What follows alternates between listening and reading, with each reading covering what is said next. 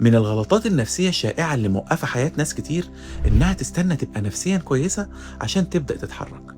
بنشوف ناس كتير حياتها واقفة على جملة لما أبقى جاهز هبدأ، لما شغفي يرجع هشتغل. بس الحقيقة الصادمة إن النفسية غالبا ما بتتحسنش وأنت واقف مكانك مستني الشعور المثالي ينزل عليك. في علم النفس القاعدة بتقول الحركة تسبق الإحساس، مش العكس. أنت مش لازم تحس بالطاقة عشان تنزل تتمشى، التمشية نفسها هي اللي هترجع لك الطاقة. البداية البسيطة هي اللي بتخلق الحماس. أغلب الناس اللي اتحسنت بدأت وهي تعبانة ومشتتة. النفسية بتتصلح بالحركة المستمرة. ابدأ حتى لو بطاقة 10% بس. دي حلقة جديدة من سلسلة غلطات شائعة. احفظ الفيديو عشان يفكرك تتحرك وقت اللزوم، واعمل فولو عشان ما تفوتكش الغلطة الجاية. سلام.